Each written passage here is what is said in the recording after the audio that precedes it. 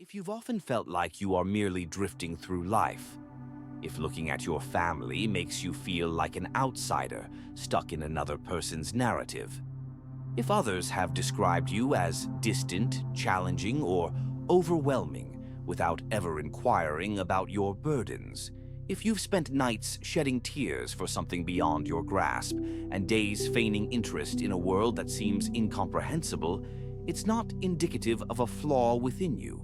It stems from your remembrance of what it means to genuinely love.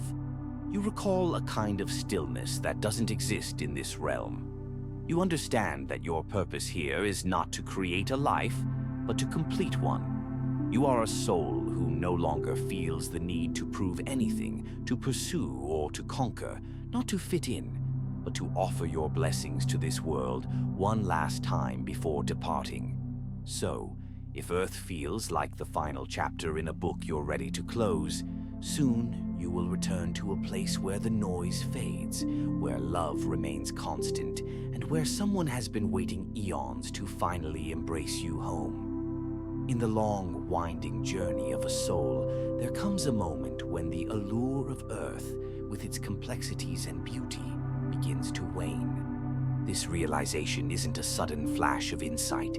It's a quiet culmination of countless lives, thousands of experiences filled with joy, sorrow, chaos, and peace. When a soul reaches the point ancient mystics refer to as soul exhaustion, it doesn't mean they are weary in a human sense. It signifies completeness. This soul has felt the full range of emotions Earth can provide and doesn't need contrast anymore to grow. Though often misunderstood, this state isn't burnout, it is transcendence. Many spiritual traditions hint at soul exhaustion, although it's rarely explicitly named. Some Gnostic texts refer to it as having fully imbibed the cup of flesh.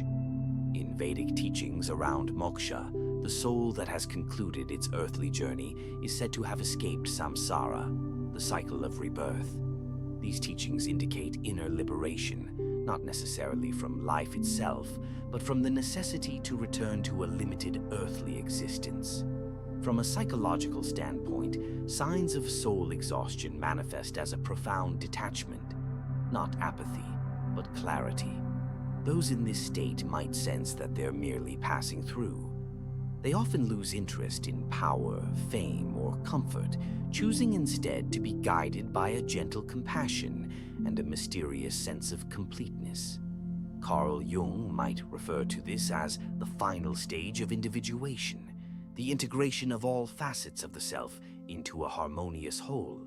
When someone has confronted their shadow, gone beyond their ego, and accepted their total human and divine essence, they reach a level of inner fullness. There's nothing left to become, only to be. These individuals might shy away from conventional spirituality. They may not engage in chanting mantras, participating in rituals, or wearing the garb of mystics. Yet, they navigate life with an inexplicable calmness. They forgive effortlessly, not because they excuse harm, but because they recognize the futility in holding on to resentment or blame. Exhibiting what Buddhists call equanimity, they emanate the energy of someone who's no longer competing in life's game. This doesn't equate to neglecting life, rather it means they have stopped resisting it. The soul nearing the completion of its earthly existence often faces a unique kind of loneliness. This isn't rooted in lack of connection, but in a profound spiritual longing. Earth no longer feels like home, nor does any group or system within it. On some deep level, the soul recalls that it originates from somewhere beyond this world. Although conscious memory may be lacking, there's an understanding that Earth is not the starting point, just a temporary station. This longing isn't rooted in depression, but reflects a desire to reconnect with the larger soul family or source consciousness from which it emerged. At this juncture, karma becomes neutralized. The soul stops attracting intense karmic experiences, not out of invincibility, but because it no longer carries the energetic charge that brings those echoes.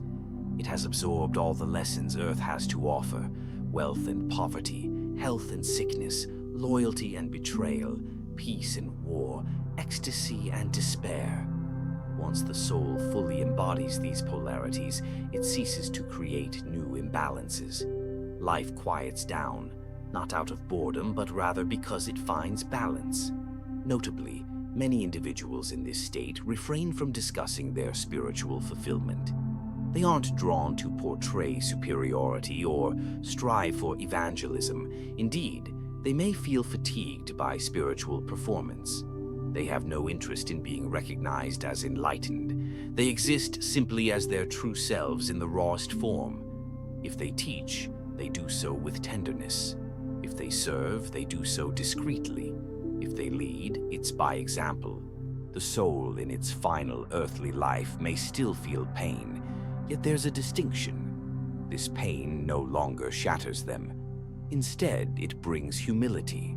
Suffering is no longer viewed as punishment or injustice, but as an integral part of a sacred rhythm that doesn't need resistance. They cease to ask, "Why is this happening to me?" and instead inquire, "What does this reveal that still requires love?" What separates a soul nearing its earthly conclusion from one still trapped in cycles isn't intelligence or success, but rather the absence of inner resistance. The need to rectify oneself or the world dissipates, leading to a gentle engagement with life, akin to a guest at a banquet who has savored every dish and now sits back, fulfilled and grateful, ready to thank the host before departing. But what transpires when the soul has resolved everything, when no karmic echoes beckon it back? This marks the expiration of the soul's contract, not through loss or failure, but through fulfillment. Just like a student who finishes their final exam and exits the classroom, the soul departs the earthly plane. This isn't a rejection of Earth, but rather a graduation from it. Philosophically, this realization can challenge many belief systems. Religions that rely on fear of reincarnation or perpetual return use this notion as a control mechanism. Yet true spiritual maturity reveals that a soul isn't eternally bound to any cycle. The wheel of karma turns because of unfinished energies, attachments, grudges, unlearned lessons, and suppressed truths. Once these are cleared, the wheel slows. When nothing draws the soul back, the wheel halts. What remains is silence, freedom, and presence. Now let's examine 12 signs that indicate some souls are experiencing their last life. These signs are not rules, but patterns observed across mystical traditions and profound spiritual psychology. If you recognize them, it reflects a possibility already known deep within you. The first sign is existential boredom. You may feel significantly uninterested in things that once captivated you: drama, achievement, even spiritual systems. This isn't apathy. It's a quiet assurance that you've sampled all that Earth offers. The concept of time may lose its linear feel. You perceive connections between events separated by years. You might anticipate occurrences before they unfold and feel that everything is happening simultaneously. Your love for others is profound, yet devoid of neediness or emotional dependency, embodying unconditional love. You can witness someone suffering while staying centered, not due to indifference, but because you recognize their soul's journey. A genuine sign is effortless forgiveness. You find yourself letting go of grievances without struggle. Resentment now feels cumbersome and alien. You no longer wish to hold on to it, as you intuitively understand that judgment only perpetuates pain. Another clear indication is a diminishing attachment to identity. Labels, titles, and personal stories begin to fade. You no longer define yourself by your past, vocation, or even your name. You simply exist. Crowds may feel overwhelming, noise becomes disorienting, and you find your authentic self in stillness, nature, or solitude. Silence is sacred rather than empty. A more unsettling sign is the ability to recall other worlds. There's an underlying homesickness in your essence. You may dream of luminous cities, non-physical dimensions, and stars that communicate. These feelings seem like memory rather than imagination. Another major sign is an increase in synchronicity. Time seems to bend.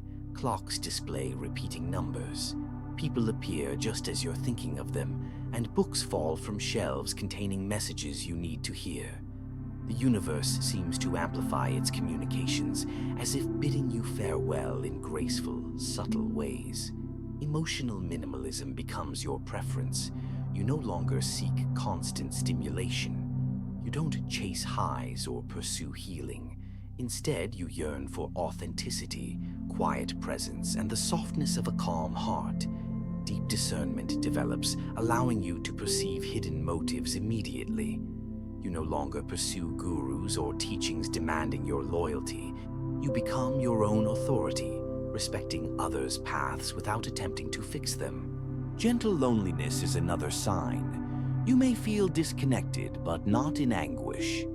This holy solitude is marked by an awareness that your soul is beginning to detach from Earth. You can love deeply while still feeling like a visitor in this realm. Another indicator is your readiness for death without fear. Death no longer appears as an ending, but rather a homecoming. This perspective doesn't lead to recklessness. Instead, it cultivates wisdom, peace, and inner freedom. It's not unusual for spiritual teachers who have reached inner completeness to return to Earth one last time, not for their own development, but out of service. Their final incarnation is seldom loud. They may not always wear robes or speak publicly. Sometimes they may be hospice workers, street artists, or even a stranger offering comfort without reason. Their lives unfold as quiet acts of love. These souls need no validation. They aren't focused on amassing followers or seeking acknowledgement. Their last life is lived subtly, where the light shines most authentically. They do not perform spirituality. They merely exist, present, kind, grounded, and gently radiant. Those in their final lifetimes often opt for simplicity, eschewing complexity and drama, not out of avoidance, but because peace has become their natural state. Their silent service may alter the world in unseen ways. There exists a distinct kind of loneliness for those in their last incarnation. This isn't due to a lack of love or connection. Rather, it arises from fading memories, spiritual amnesia slowly lifting. These souls remember fragments from other lives, realms, and stars. They often feel drawn to metaphysics, ancient symbols, and languages they have not formally studied yet somehow comprehend. This loneliness is sacred, a whisper from their soul saying, "You are nearly home." However, because they cannot communicate this truth without being misinterpreted, they carry it quietly, like a secret flame, deeply feeling, even without proof, that they will not revisit Earth can cause a significant psychological shift. Every relationship becomes invaluable, and each experience feels like a last farewell. There's immense appreciation along with a strange neutrality. They cease to panic when plans go awry or when people depart. They stop battling with life. This awareness can also provoke grief, since there are elements of beauty from which they will part. There's sadness in bidding farewell to the colors, seasons, and textures of this world. Yet beneath that sadness lies peace, a calm recognition that the cycle is complete. You came, you lived, you learned, and now you are free. In the final incarnation, the divide between dimensions becomes less pronounced. Synchronicity, the mysterious alignment of external events with internal truths, intensifies. It feels as if the universe seeks to affirm the soul's understanding. You stand on the brink of returning. Doors open at the right moments, and symbols or names from past lives appear in dreams or everyday life. Fortuitous encounters feel scripted rather than random. These aren't mere coincidences. They are love letters from the cosmos, confirmations guiding the soul gently toward the gate. As synchronicity heightens, the frequency of the soul becomes coherent. When there's no longer any resistance or egoic seeking, the universe responds instantly to presence. Time shifts and life transitions from a focus on effort to one of alignment. After departing Earth, the soul enters a phase of clarity, a life review that isn't about judgment, but rather about revisiting each action and its impact on others. This moment is liberating, where fragmented parts of the self are reintegrated into a unified consciousness. Once this process concludes, the soul ascends, not through space but by frequency, shedding the dense emotions and desires of human existence. It transitions into the realms of light, vast expanses organized by resonance. The soul goes where it resonates, not where it believes it deserves. The causal plane exists as a space of pure comprehension, where souls appear as fields of light, communicating and learning through vibration. Time is fluid, and interactions occur telepathically, rooted in soul-to-soul understanding.